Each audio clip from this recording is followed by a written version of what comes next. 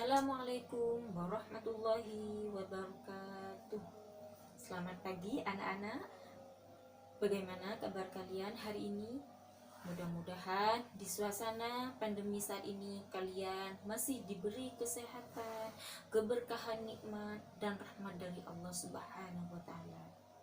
Anak-anak, marilah kita berdoa dulu sebelum pembelajaran kita mulai, agar apa yang kita dapatkan hari ini bisa berjalan dengan lancar dan bermanfaat bagi kita semua. Berdoa dimulai. Amin ya rabbal alamin. Anak-anakku sekalian, hari ini kita akan belajar tentang teks anekdot. Pernahkah kalian mendengar kata anekdot? Atau pernahkah kalian melihat atau mengalami kejadian lucu? Apakah kejadian lucu tersebut termasuk teks anekdot? Nah, untuk mengenal teks anekdot, kalian harus memahami pengertian dari teks anekdot, kemudian struktur dari teks anekdot, dan ciri-ciri serta kaidah kebahasaan yang digunakan dalam teks anekdot. Dari materi ini, kalian diharapkan mampu merinci pokok-pokok isi teks anekdot dan menafsirkan makna yang tersirat dalam teks anekdot. Nah, baiklah. Sekarang kita bahas mengenai pengertian dari teks anekdot. Teks anekdot menurut Kamus Besar Bahasa Indonesia adalah cerita singkat yang menarik karena lucu dan mengesankan. Biasanya mengenai orang-orang penting atau terkenal dan berdasarkan kejadian sebenarnya.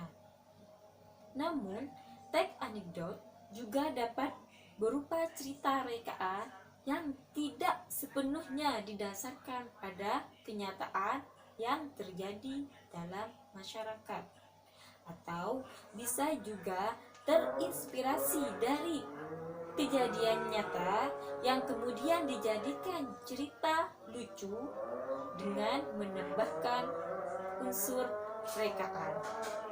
Nah, itulah pengertian dari teks anekdot. Sekarang kita lanjutkan pada struktur teks anekdot. Struktur dari teks anekdot yang pertama, abstraksi. Abstraksi merupakan bagian awal dari cerita teks anekdot.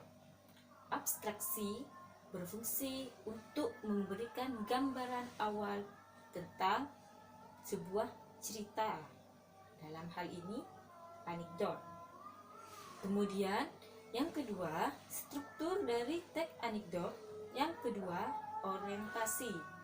Orientasi merupakan latar belakang terbentuknya cerita tersebut. Dan yang ketiga, krisis. Nah, krisis inilah inti dari sebuah teks anekdot. Dalam krisis ini terdapat inti kelucuan dan masalah yang unik. Sedangkan struktur yang keempat adalah reaksi. Nah, namanya reaksi berarti di sini memberikan reaksi terhadap si krisis. Jadi, reaksi di sini merupakan tanggapan terhadap bagian krisis. Dan yang terakhir, koda. Koda di sini merupakan bagian akhir atau penyelesaian dari teks anekdot. Baik, sekarang kita lanjutkan pada ciri-ciri dari teks anekdot. Ciri dari teks anekdot yang pertama, bersifat humor.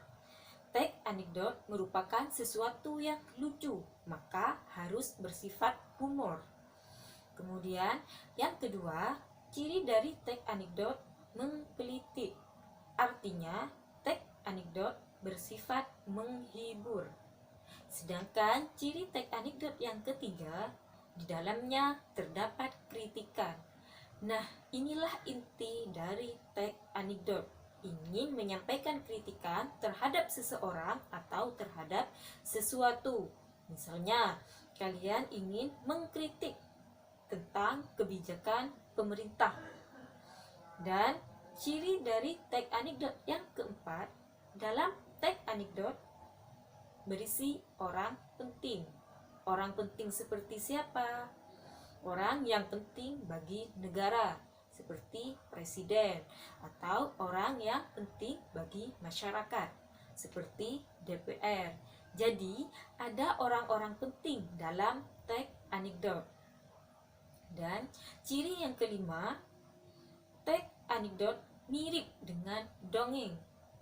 Artinya, tag anekdot tidak hanya didasarkan pada kejadian nyata, tetapi juga didasarkan pada kejadian atau peristiwa rekaan yang dibuat untuk menyampaikan kritikan.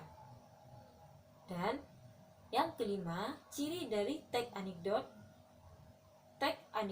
memiliki tujuan. Tujuan tag anekdot untuk apa? Misalnya, untuk menyindir atau menyampaikan pendapat. Dan yang terakhir, ciri dari tag anekdot ada hubungan manusia dengan hewan yang digambarkan secara apik. Contohnya, seperti cara keledai membaca buku. Dalam cerita tersebut, terdapat dua tokoh, Nasruddin dan keledai. Untuk lebih jelasnya, silahkan kalian baca cerita anekdot cara keledai membaca buku dalam buku paket kalian, halaman 82. Setelah itu, kalian tentukan isi pokok yang terdapat dalam cerita anekdot tersebut, kemudian tafsirkan makna apa saja yang tersirat dalam teks tersebut. Jika ada pertanyaan, bisa kalian tanyakan langsung pada ibu melalui WA grup atau Japri. Semangat anak-anak, tetap beraktivitas, jaga kesehatan, jangan keluyuran jika tidak ada kepentingan yang mendesak. Jangan lupa berbakti pada orang tua. Baiklah, pelajaran hari ini Ibu akhiri. Wassalamualaikum warahmatullahi wabarakatuh.